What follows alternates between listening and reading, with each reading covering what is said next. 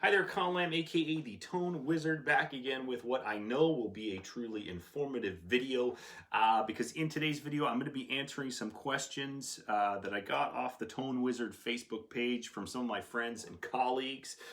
If you'd like to check out the Facebook page or like the Facebook page, I'm going to put the link somewhere. Maybe I'll just put the link right here. Anyways, thank you for asking me these questions, and thank you to those of you who've been watching the videos on YouTube and stuff like that and subscribing. The channel is actually very slowly growing, but the views are quadrupling here every month. And let me tell you something, if anyone deserves to run a YouTube channel, it's me, okay? I've got the time, I've got the willingness to fail, and I have got literally nothing better to do. So thank you for helping me out. I appreciate it. Okay, so without any further ado, let's get into these questions because, to be honest with you, there were a couple of good ones. There were a couple of stinkers too, some completely useless questions, but I will answer those as well. The first question that came in was from my buddy Eddie, who's a really great local musician, does a lot of cool stuff on the scene. He's probably one of the better guys you would hope to meet in a community of artists. And Eddie asks, Hardwire SC2 distortion pedal versus the Boss Turbo distortion pedal. Which one's more suitable to start a mosh pit? Let the battles begin. Well, right off the hop, Eddie, I can tell you that as a 35 going on 36-year-old bald man, I have no interest in the forming, participation in, or general chance involvement of anything resembling a mosh pit. So I cannot help you out there. But one thing I can tell you is if you're asking either the CS2 Hardwire or the Boss Turbo Distortion pedal, I'm going to answer you with this. This is the Boss MT2 Metal Zone pedal. And this is the only pedal that should say metal on it or anything close to that. It's a great pedal. A lot of guys talk shit about this pedal. I've made videos about this pedal. But look, if you scoop the fucking mids, you crank the fucking distortion and crank the fucking level, gnarly metal, crazy sounds are going to come out of this box. And beyond that, if you need any further convincing, I cannot help you. Okay, the second question that came in was from my friend and fellow bandmate Rob, and Rob asks, how do I tone my abs? Very funny, Rob. But look, truthfully, I'll answer that question because that's what the purpose of this is. You want to get abs and you don't have them, you stop drinking, you go to the gym.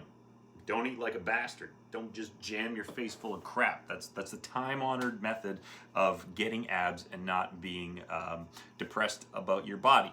However, I will say Rob's a drummer. I'll give you a little information there. Rob's a drummer, and at a band practice, he will take every opportunity to remove his shirt fully or partially, to change his shirt at any opportunity. And when he takes his shirt off, lo and behold, he's kind of ripped and he's got abs. So fuck you, Rob. That's a dick move. I got a 3-pack here. This is taking me, look, 1, 2, 3. All right, that's for the lady followers that don't exist here on Tone Wizard. But that's a dick move, Rob. A dick move, bud.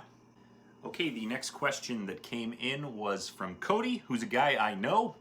And actually, he works in the film industry, if I'm not mistaken, and he would be delighted to know that the buzzing and humming that you hear in the background of most of these videos is actually my refrigerator, as I record all of these videos in my kitchen. There we go. Yeah, so you know what? It's my pledge to maintain this level of production quality and commitment to art. So I think he'd be, Jesus Christ. I think he would be happy to know that. Thank you for this question, though, Cody. And he asks, I want to learn how to play guitar, but I don't want to put the effort in. How do I shortcut? How do I shortcut? I cannot think of a better question in general, in life in general. How do I shortcut? And honestly, Cody, I'm going to save you the small amount of time you were looking to spend instead of the large amount of time. I'm going to save you all of that time, and I'm going to tell you don't fucking bother, okay? Just Google kid shredding or on Instagram kid playing guitar, and you're going to see that there are kids who are so much better than you will ever be at the age of 11 or 6 or 12 or whatever the hell it is. You'll realize it's not fucking worth it. And then the second part of my advice would be to start a YouTube channel, right? You can criticize people from an anonymous high perch, and you can pretend to be an expert. and it's fun. Okay, moving right along here, my buddy Jeremy asks, what is the appropriate mass for a pedal board to achieve respected levels of tones? 10 kilograms, 40 kilograms, etc.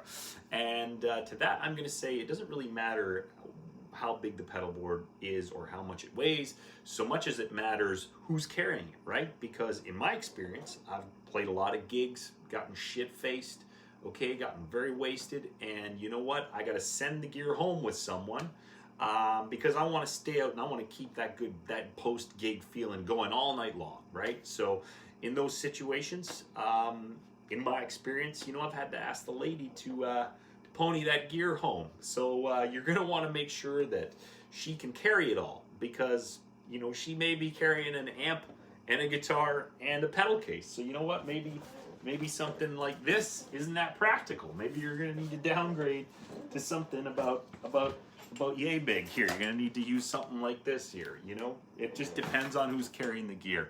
I'm probably going to hell for that answer, or I'm going to end up, you know, pre-divorced. Either way, I love you, Nicole. Okay, moving on mercifully from that last question and my rather unfortunate answer.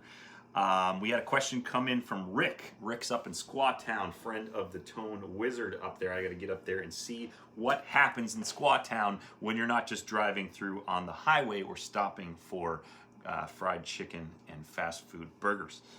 Anyways, Rick asked me, yes, could you tone it down, bud? Just kidding. Tone it up, man. Tone it up to 11. So a question and then a suggestion. So yeah, I could tone it down. I might tone it down at some point. I might give up at any point. But yeah, in the meantime, I intend to tone it up. So yeah, that's what I'm going to do. Thank you, Rick. God bless. Okay, so the next question that came in was from Joe. Joe, I ran into outside the bathroom at Suna Studios a while back. So thank you for the question, Joe. Good to see you. And he asked, what frequency is the brown note exactly, the military one? And I would answer that question by saying that I've looked into this before. I didn't have to Google this or Wikipedia this when I saw the question. Because contextually, I went to the 2 Ween shows down in Nashville, Tennessee at the Ramen Auditorium last year. And on the second night, my mind was completely blown. But in between a couple of songs, Glenn, the keyboard player, was actually playing a really low note on his synth, and the sound man was turning it up, and they were joking about it being the brown note and saying he was being mean or whatever. But anyways, that night, was completely wasted back at my hotel room, and at like 3 a.m. I was woken up, and there was literally like a hillbilly barbecue party in the concrete alcove in my block of rooms. This was literally happening there, and I was fearful for my life because I could hear them barbecuing and I could hear them sniffling and snorting quite a bit, which seemed a little suspect. But anyways, I was sitting there thinking about the brown note, and I Googled it a bunch. And in terms of there being a precise frequency or any kind of military use, what I discovered was that NASA, when they were developing space rockets, they were worried that the low frequencies and rumblings of the space of the rockets would harm the astronauts. So they looked into that, but found that it wasn't really going to be a problem. I also did read about people claiming that the military was going to develop a ray gun of some kind or a sound wave cannon of some kind that could liquefy people's insides or make them shit themselves. But it seems to be totally untrue and unfounded. And in fact, Mythbusters did an episode of the show where they busted the myth of the brown note. So I guess my answer would be that it doesn't exist. And my own thoughts about it would be that I would just follow the same logic as the flat earth thing, right? If the earth was flat, people would go to the end and jump off in presumable despair that they've been lied to their whole life. And conversely, if the brown note existed, you know, you'd be reading about brown note incidents, right? Like how you hear about Bear Mace on the SkyTrain or anything like that. And I can tell you beyond any doubt that I would be on Granville Street with a synth and a small portable PA system sitting outside of Nordstrom, just fucking pushing that note all day and watching rich shoppers shit themselves while they carry high-end luxury goods. So probably doesn't exist. But if it does, I'll bring the tongs.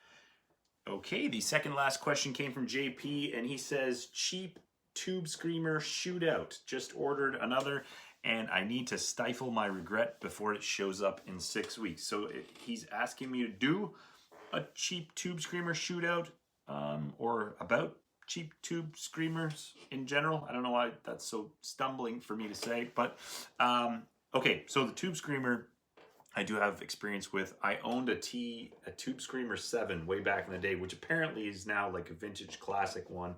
I bought it. It was sold to me at the time. I was using a PV Bandit, which is not a tube amp. I asked for a great distortion pedal with my, my saved up $150 or whatever it was that I got from Canadian Tire. Took the bus like for 2 hours to go to the town of Newmarket to a music shop to get a goddamn distortion pedal that I could play metal with, and they sold me a Tube Screamer 7, which did not work very well with the Bandit. And it turned out that the Bandit actually had better distortion on it than the Tube Screamer. So anyways, I traded it in years later for something, and I probably got ripped off. But eventually, I got a fucking Metal Zone. So my answer to that is just buy a Metal Zone. Stop freaking around with tube screamers. Do you want to hear your tubes scream? Or do you want to hear your tubes create a zone of metal? Metal. Metal. I'm not going to let anyone talk shit about you. Don't worry about that. You can take that to the fucking bank. Anyways, final question comes from Adam. Adam's actually a childhood friend of mine. I've known him for over 25 years. Thank you for the questions, Adam. Actually, interesting side note about Adam.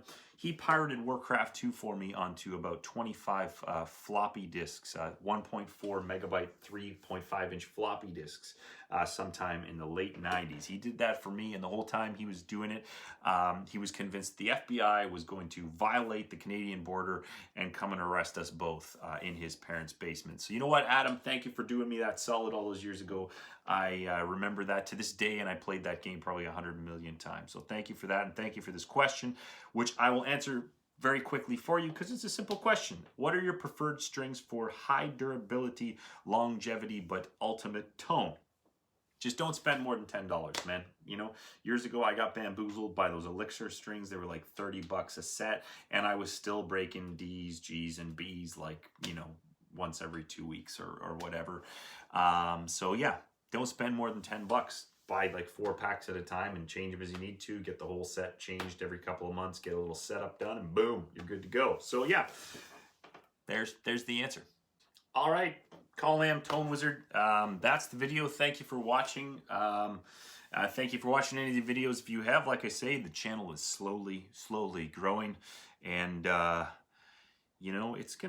it's gonna keep growing. And I've got a lot of dark ambitions for this channel. I've got a lot of payback. I got a lot of people who are not gonna see it coming when I succeed, because I remember the hurts. I remember the disparaging comments, okay? And let me tell you what this country's founded on, okay? A lot of people say this country's going to shit. I see a lot of shit being posted online. I see a lot of typing, a lot of clicking, and a lot of clacking. I see a lot of fever-pitched arguments, okay? But rest assured, when I make it, when I get, I will